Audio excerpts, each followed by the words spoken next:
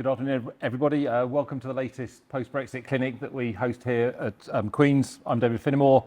I'm going to be taking you through the session this lunchtime. And I'm joined with my colleague, Professor Katy Hayward. Primary focus of today is to present to you the findings from the latest opinion polling that we've undertaken, where we've asked for voters' views in Northern Ireland on the Protocol and the Windsor Framework and some other issues of current political importance.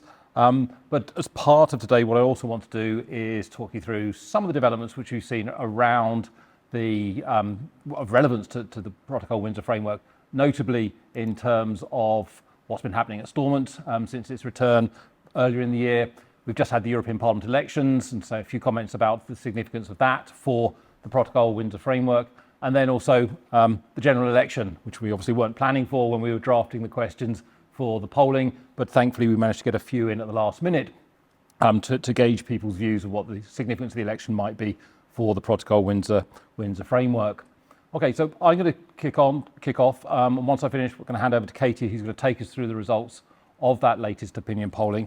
That opinion polling was done right at the end of May, beginning of June, so it's only a couple of weeks old, the findings there. So if I turn to some of the political developments since we last held the clinic, at the time, which was back in February, we just got the Assembly back, we just got a new executive, but it was too early to really pass too much comment on what it might mean for the Protocol Windsor Framework. We've now had 4 months. What can we say? Well, in terms of the executive, it has, as was anticipated, been participating as part of the UK delegation at meetings of the UK and the EU on the Protocol Windsor Framework. What we've also had, and probably the most significant development, has been the establishment of the Windsor Framework Democratic Scrutiny Committee, which was established very early on and has been working pretty assiduously, I think, at interrogating what's been happening around the protocol, particularly in terms of the legislation that applies in Northern Ireland. And if you haven't already visited their website, I strongly encourage you to do so. Really, really good, useful resource indicating what they've been doing. You'll see there on the top right that they've held a number of inquiries, two of which have had the report published, and another one which is ongoing.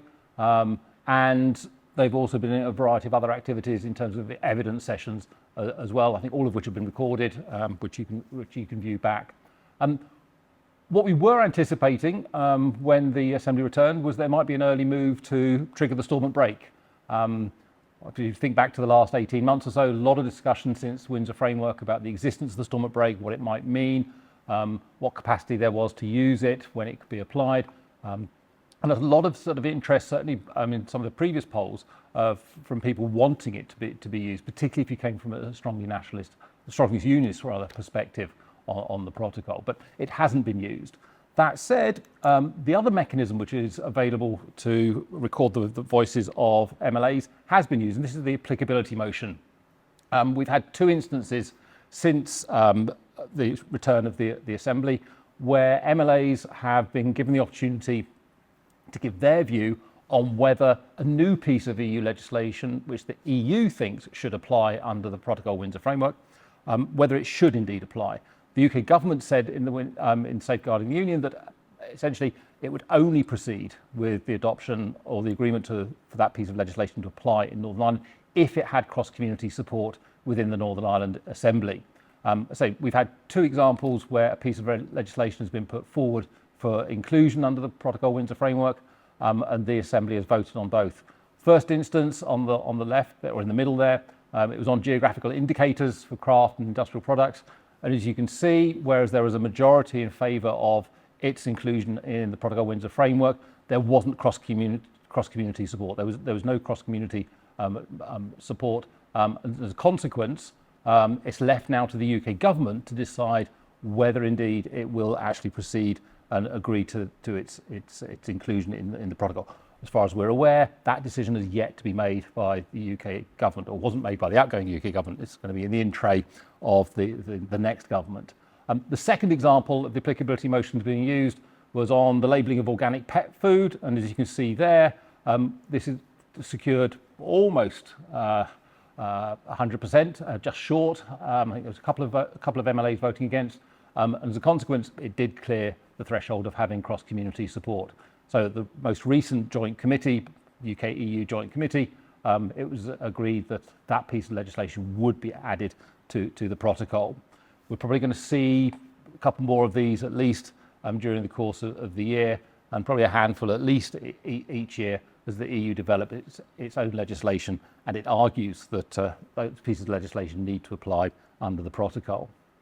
Okay, so beyond the Assembly, the biggest event in, I think, the European level has been the recent European Parliament elections, and you can see the results there on the left-hand side. Probably not as much change as some people thought, but nevertheless an increase in support for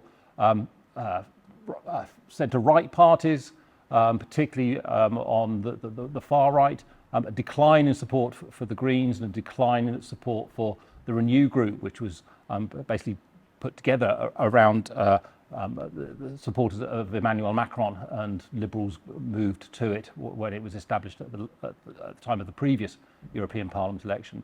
The significance of this for the protocol is that it will probably shape the Commission, and in the first instance, it's going to be a question of, okay, who becomes the Commission President?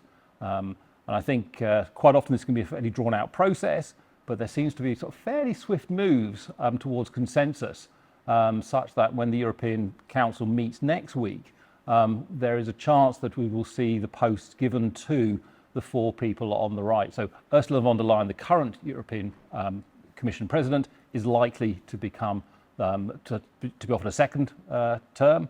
And then in terms of the European Council President, that looks like going to Antonio Costa, from Portugal. The current President of the European Parliament, Roberta Metsola, is likely to be given a second 2.5-year term. And then as far as the High Representative of the European Union for Foreign Affairs and Security Policy, that seems likely to go to the Estonian Kaja Kallas. That's still to be confirmed, but this was certainly the consensus view which seems to be emerging. Consequence of this is that if Ursula von der Leyen is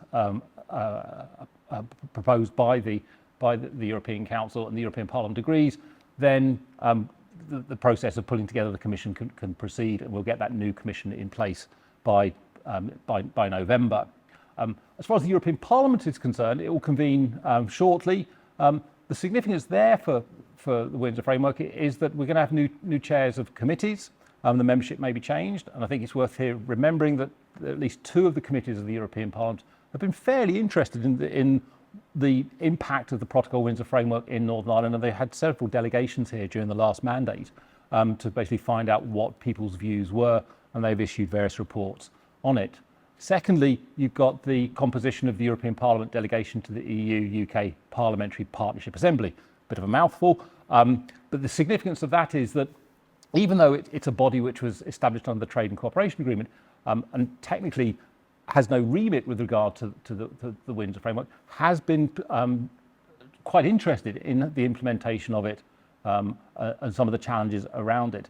And I fully expect that delegation to continue to be interested in what's happening in Northern Ireland. We'll see, because whoever's the chair, whoever is part of the delegation, that will determine how interested it is. Okay, so more to happen in terms of the European Union side over the next 6 months as the new Commission is put in place, and we find out who that Commissioner is who has responsibility for UK-EU relations. The indications are that Maroš Šefčovič will probably be renominated by the Slovak government, but whether he then ends up continuing with the Protocol Windsor Framework portfolio is open to question. We'll find out. Okay. Then we come to the UK general election. I suppose three areas of thought, consideration here. One is the extent to which the election sees Protocol Windsor Framework being an election issue. I think if you've studied the manifestos coming out from the large parties over the water, okay, it barely features. Brexit hardly features in some instances as well. We'll see what happens in terms of the manifestos locally, but I think we're expecting it to be an issue here, particularly within unionism. We'll see. But I think thinking ahead, clearly the election is going to lead to a new UK government. Begs questions there. Okay, who's going to be the minister or ministers with responsibility for the Protocol Windsor Framework? Questions there, the extent to which they're up to speed with the issues, the extent to which they engage on those issues. There's also questions there, which are certainly being asked on the EU side about, okay, what's the new UK government's position going to be in terms of its commitment on implementation of the Windsor Framework? Is there going to be a shift from what we've seen previously? There's also then questions about the extent to which a new government follows up on the Safeguarding the Union commitments, which, let's remember, are not a UK-EU arrangement. They're very much a domestic UK set of commitments. Broadly speaking, how much attention does the new government give to the Protocol Windsor Framework? But I think probably the crucial element here is what's the ambition for the UK government in terms of the future UK-EU relationship. As we'll see later, there is quite a strong amount of support based on our polling for developments within the UK-EU relationship if they ameliorate the situation regarding the Irish sea border GBNI movements of goods here. We also need to think a little bit about what's coming up in terms of the UK Parliament. Okay, will it have a government majority? The assumption is, given the polling at the moment, that it will. What does the representation from Northern Ireland look like within the Parliament? I think we could have a lengthy conversation about that, but that's not the purpose why we're here today. And then thirdly, what's the interest in the Protocol Windsor Framework? Clearly a significant issue, certainly in the early part of the last Parliament. But questions there about what's going to happen, particularly around committees. Is there going to be a European Scrutiny Committee doing the work of what's happening in terms of the legislation coming through? It's not necessarily the case there will be one. More importantly, I think, is what happens in the House of Lords, because there's been a very, very effective subcommittee on the Windsor Framework, which has been doing some really good work in terms of monitoring developments around the Windsor Framework and feeding on a lot of voices from Northern Ireland in producing reports and letters to the government from the chair. That committee basically ceased to operate with the dissolution of the Commons. It's going to be up to the House of Lords to decide what they do, whether they bring back a subcommittee on the Windsor Framework or some variant of it in the future. Really important in terms of scrutiny. And then final small point is, okay, I mentioned earlier the EU-UK Parliamentary Partnership Assembly. There was 2 representatives from Northern Ireland as part of the delegation from the UK. Okay, what sort of representation might there be for Northern Ireland on that assembly in the next UK Parliament? Something which we'll have to see. But some thoughts there, some questions there to be thinking about regarding the general election and its outcome. Okay, now main reason we're here is to find out what the polling tells us about Northern Ireland voters' views on Protocol Windsor Framework. So enough from me, over to Katy. Thank you very much, David. So yes, we're delighted to be able to present the 11th Testing the Temperature polling results. And this poll was taken at the very end of May, beginning of June. Significant thing that happened over that weekend around that time for our purposes is the fact that Gavin Robinson, as the just recently confirmed DUP leader, was citing the BBC as saying that he thought the Safeguarding the Union deal had been oversold. This is a question we accidentally picked up on in our poll. Actually, we asked the same question. So that sort of context, the issue of the Windsor Framework being alive back in the headlines again around the time, is probably notable. The weighted sample we're dealing with is 1,016. With the margin of error being 2.3%. And just want to thank our friends at Lucid Talk for conducting the poll and for getting us the results in super quick time. So these are our first forward questions on opinion the people have of the Windsor Framework. And what we've tried to do in this particular presentation is to show the differences between this poll and the previous poll. So if you remember, the poll that we took in February was immediately after the Safeguarding the Union deal had been announced, just as the Assembly was being restored. And we were very interested to see what change had happened in those last few months. And what you can see there is the green lines is where the green bar was up to in February, i.e. the positive views, and the blue lines are where the blue bar was on the negative side back in February. So you can see immediately there's been some shift with one very notable exception, and that is around economic opportunities. So clearly and consistently over time, we see people thinking that the protocol with the Windsor Framework and Safeguarding the Union brings economic opportunities for Northern Ireland, which could benefit Northern Ireland if exploited. But we have seen change on the other measures. So there's been a decline in those thinking that the protocol with the Windsor Framework is on balance a good thing, that it provides appropriate means for managing Brexit in Northern Ireland. And notably too, there's also been a decline in those thinking they have good understanding of the Windsor Framework and in thinking that reliable information is available. Possibly this is linked into that idea of overselling of the agreement. We'll pick that up in a moment. This is the chart that shows from our first poll back in spring 21 to see the levels of agreement and disagreement over whether the protocol is on balance a good thing for Northern Ireland. And picturing it like this, you can see some quite interesting changes. So there has been a decline since the Windsor Framework, actually, in those strongly agreeing that it is on balance a good thing. But instead what we're seeing has been a growth of people thinking it's okay, it's on balance, they think it's a good thing, but they don't passionately believe that.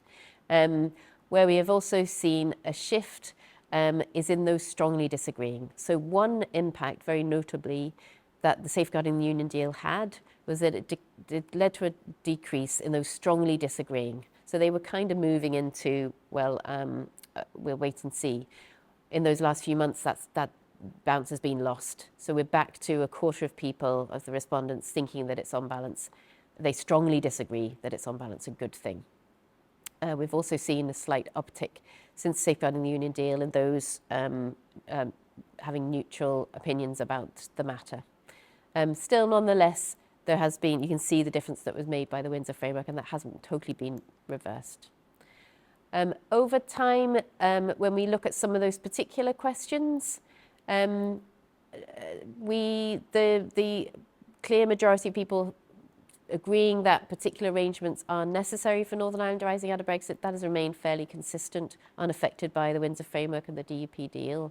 Where we did see change, thanks to the Windsor Framework, was on those thinking that it's appropriate, that it's on balance good, and indeed that reliable information is available. However, whilst that was sustained immediately post-Safeguarding the Union deal in February, that those advances have been lost somewhat. So really, we're back to pre-Windsor Framework levels on those particular questions, and those are the ones that we've highlighted here.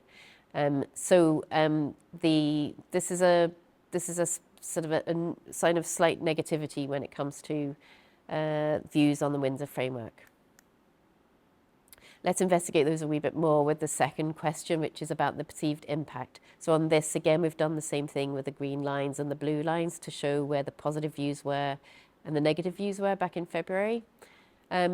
Immediately, you can see that the changes come with respect to people's views on Northern Ireland's place vis-a-vis the rest of the UK, both in constitutional terms and in terms of the UK internal market. So there's been a drop back from February on people having positive views about this, and a rise in people having negative views about it. There's also been notable drop in those thinking that it has a positive impact on UK-EU relations and on British-Irish relations. Now, you'll know this if you've seen our clinics before. It's always a bit of a mixed bag, and you can see there's still very strong negative views. Views that has a negative impact. Perhaps notable is views on political stability. That's always been one of the most negative. People think that has the most negative impact on political stability. That hasn't shifted too much, perhaps because the Assembly is functioning relatively smoothly. So let's look at these in some detail over time. Immediately here, you can see that people think that it has a positive impact, a majority just positive impact on the economy of Northern Ireland, and that's happened, that's been the case for 2 years now. Where we've seen change has been the impact made by the Windsor Framework on people thinking it has a positive impact on British-Irish relations, perhaps not surprisingly. The Windsor Framework made a difference there, and in relation to constitutional place in the UK internal market and political stability. A particular boost for political stability was made with the Safeguarding the Union deal. However, advances on all of those have been lost somewhat. In some cases back to pre-Windsor Framework levels. Most particularly, that's true in relation to people's views on its impact on Northern Ireland's constitutional place in the UK. However, what we see when we look at people think, does it have a negative view, is that we haven't seen a massive surge in people think it's negative. So essentially, whereas they may have been thinking, oh, maybe it has a positive impact on British-Irish relations or what have you, they are moving more towards being neutral on the matter rather than saying it actually has a negative impact. And so that's sort of over the course of time, you can see it's generally very slightly and slowly going downwards on that, but not very dramatically. The context for all of this remains trust. And again, we've tried to show here change from the previous poll. Where we have seen a bit of change has been most particularly in relation to Northern Ireland civil service. And in some of the parties, or across the parties, most particularly though, we have seen a shift in one party in particular getting a significant boost in trust levels, and that's the TUV. When we look into this in more detail, what we see is that strong unionist, people who identify as strongly unionist, have dropped in their levels of trust towards the DUP and increased their levels of trust towards the TUV. The softer unionists have also dropped levels of trust towards the DUP, but they are not more trusting of the TUV than they were back in February.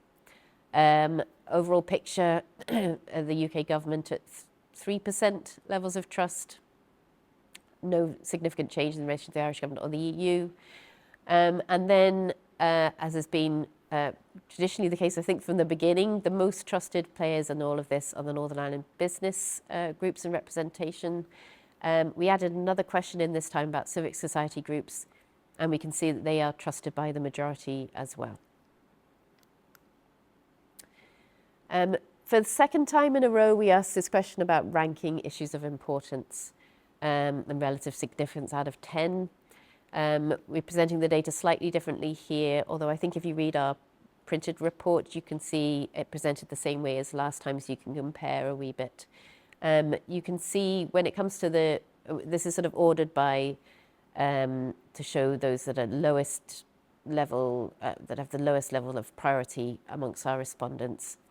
So the ones that are predominantly in the bottom three, and the effects of the Windsor framework is one of those. However, there are differences, as you will probably not be too surprised to hear.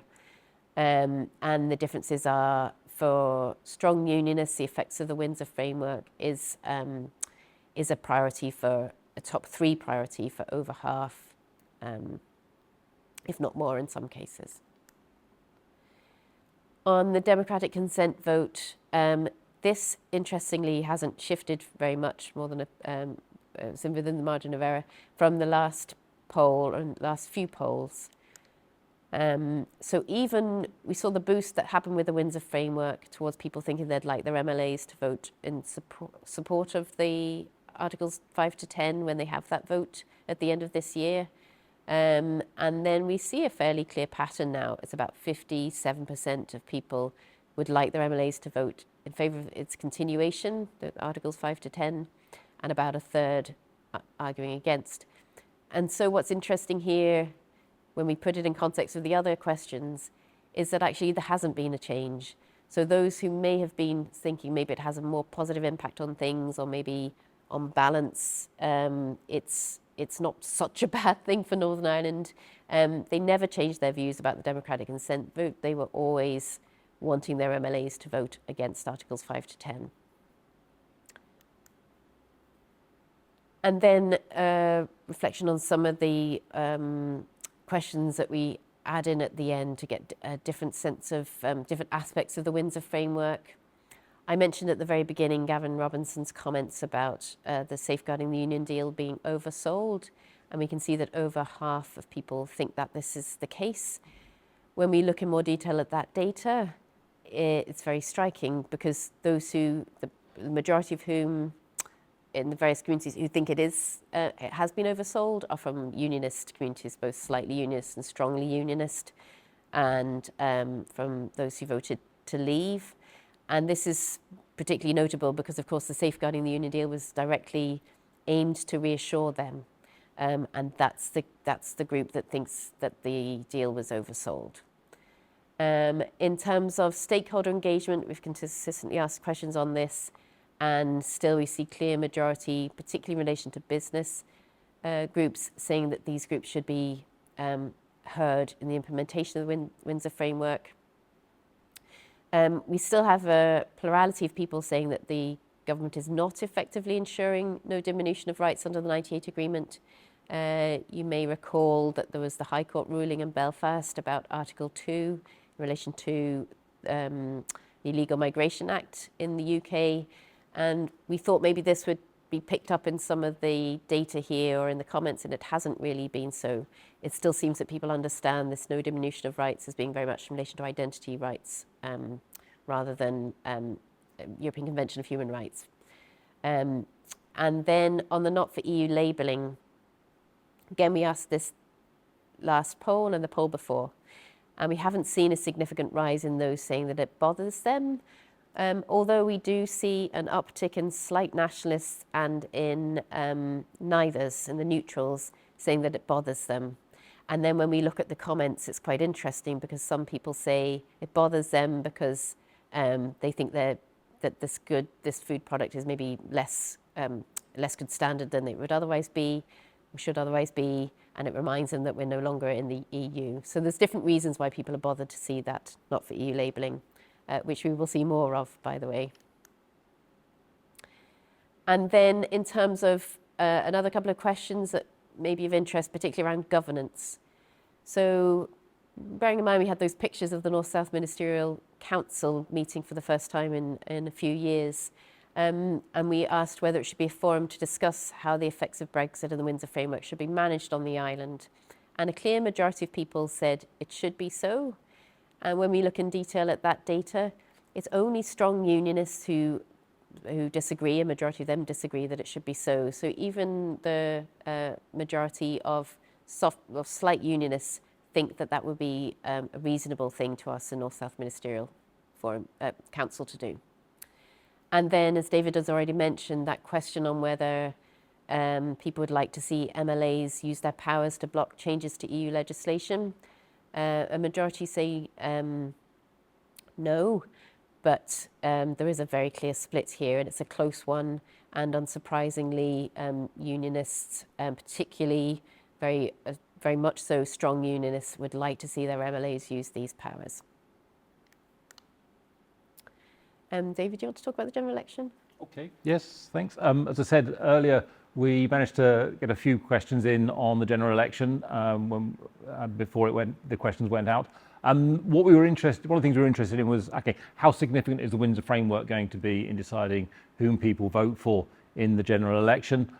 You see the totals there on the left-hand side.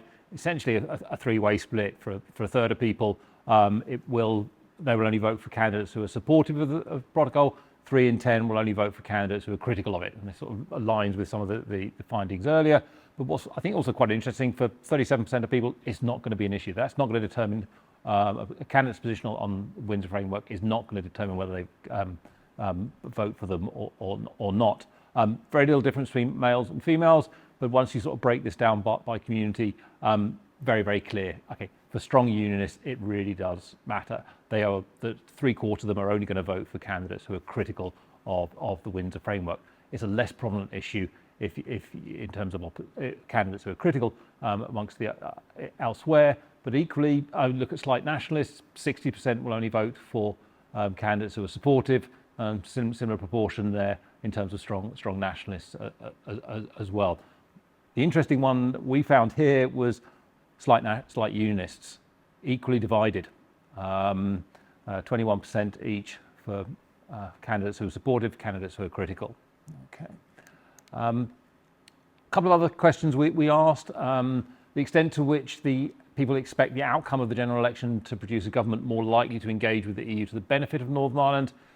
Clear majority there saying that they do expect that, but then possibly reflecting some of the trust figures we see earlier. You've still got 20% who do not expect a government to engage with the EU to the benefit of Northern Ireland. A question which we've asked on a number of occasions, albeit with slightly different wording, was the extent to which people think the UK and the EU should pursue closer relations under the Trade and Cooperation to essentially reduce controls on the movement of goods between Great Britain and Northern Ireland and Great Britain and the EU. I think this is one of the questions where we get the highest level of support for the proposition, and you can see there 3/4 of people saying that, yeah, there should be closer relations there. I think partly this reflects the fact that we've reached a stage where changes to the checks, controls, formalities on the good movement of goods between Great Britain and Northern Ireland are more likely to come through the wider UK-EU relationship than any further changes to the Windsor framework. This then, there's a related question is as to what should be determining whether the UK follows EU rules as part of that closer relationship with the EU. Should it be pragmatism or should it be principle? And here we see an increase in those who disagree with this compared to the previous question. But nevertheless, the majority do say, okay, we've got to be pragmatic here rather than simply pursue principle. Okay. And then if we just go back to that question of the breakdown in terms of should the UK and the EU pursue a closer relationship if it reduces the need for formalities, checks and controls, you can see that it gets majority support across the spectrum. 62% of strong unionists agree, up to 87% of slight nationalists. We only get 10% of people disagreeing with this. I think one of the few instances overall the polling where we actually get a majority across the board. Okay. Question then is the extent to which a UK government is going to pursue closer relations and whether the EU is willing to as well, and whether those closer relations do actually result in a reduction in the need for formalities, checks and controls, something that we'll have to see about. Okay, good. So that's our results. I think we're going to pose a couple of questions to each other on this. Can I also remind you to put any questions you've got into the chat function, and we'll come back to you with some responses on those. I think I'm going to kick off to Katy. To get there first. You'll get your chance. Okay. In this particular clinic, what we've done is we've put up more of the time series. So we've actually looked back over the 11 polls across a range of different questions. We've got a lot of data there, done a lot of analysis. We mentioned also we've got a new government in a couple of weeks' time. What do you think would be the takeaways from this that a government might want to pick up on? So that's a great question, David. I think, so it is striking what a difference the Windsor framework made. And of course, that wasn't just about the technical details of the Windsor framework, but about what it represented. And that better UK-EU relationship was key, and the better British-Irish relationship associated with that. So that's quite striking, I think, because we realise how important relationships are as well as the technical details. Thinking about what's happened and the contrast between this poll and just a few months ago. And it is notable how significant a drop there has been in some senses of the impact of the protocol and views on it. And why has that happened when we haven't had any major news stories? We didn't have anything before we had this poll either. So the Assembly has been doing what we expected it to do in some ways, not the storm at break, but applicability motion. So it's been in the news, but it hasn't been particularly divisive. So why have we seen that shift? And I think this does relate to that question of trust and really being clear about the nature of the problem, what it is that has been agreed to address it, the limits of that, and managing expectations. And there is potential risk here of having compounded the sense of distrust that was very much there as part of the problem that they had to deal with. And one last thing I'm conscious of too is that these changing views over time of the Protocol Windsor framework are against the background of not actually having the full implementation of the Protocol or Windsor framework. So still, now it is in effect, and certainly it is being very much experienced in some quarters, but not fully yet by the wider population. We're going to see more of that come the 1st of October. So what will that do to opinion? I think it'll be really interesting to see. Just say, remind us a little bit about what's coming in October. Yes, so it'll be the next big phase in terms of the rollout of the Windsor framework. So there'll be more declarations, some more paperwork needed in some cases in relation to customs on goods coming in to Northern Ireland. And basically this is the second sweep of the sort of new internal market system that includes some of the smaller businesses. So it's going to be more ambitious. Most particularly what we will see is a change for the movement of parcels. I think that's how most of us sort of ordinary citizens will experience it. And there is preparation ongoing for this with the large parcel handlers, but there is a sense that there will be something different required. And will that be mainly by the parcel operators, and will that be implemented properly? The EU, of course, is watching closely to see that it is. Is there more labelling to come as well? This will be the last, I think this is the last phase of the labelling Okay.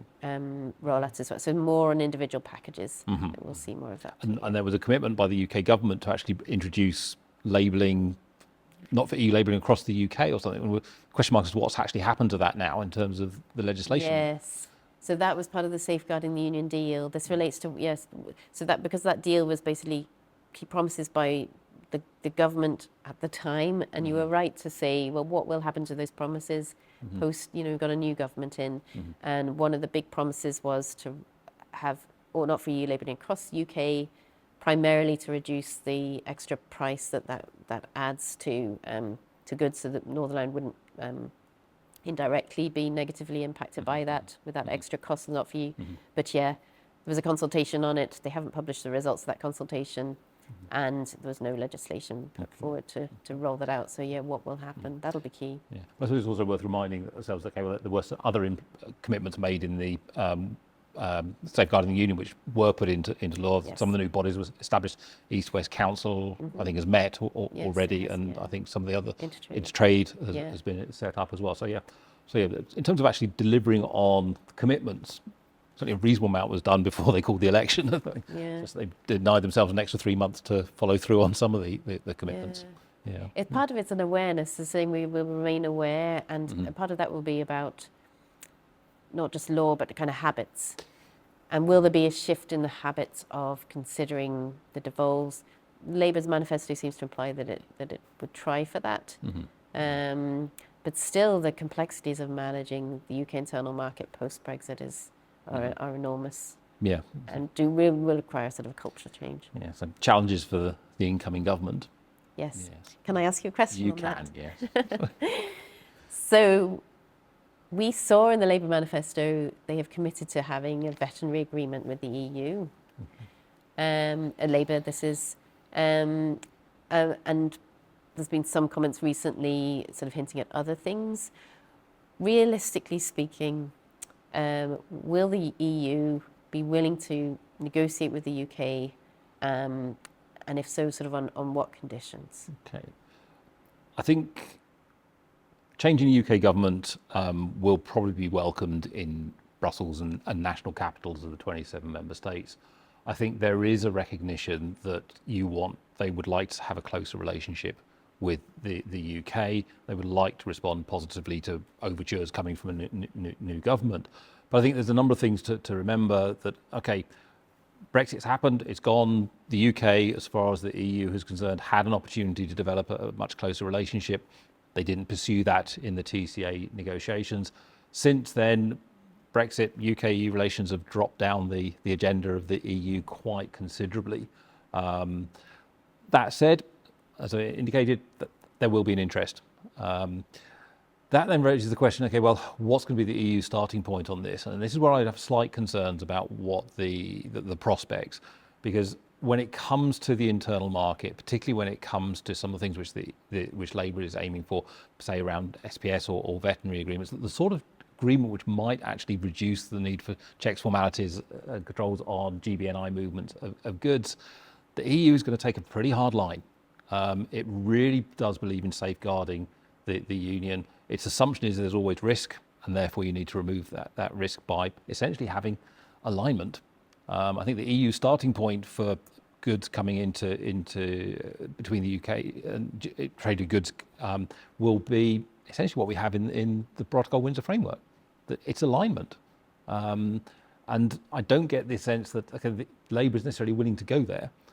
Certainly when you look at some of the comments about sort of being creative and that, in these areas, the EU is not necessarily known for its creativity.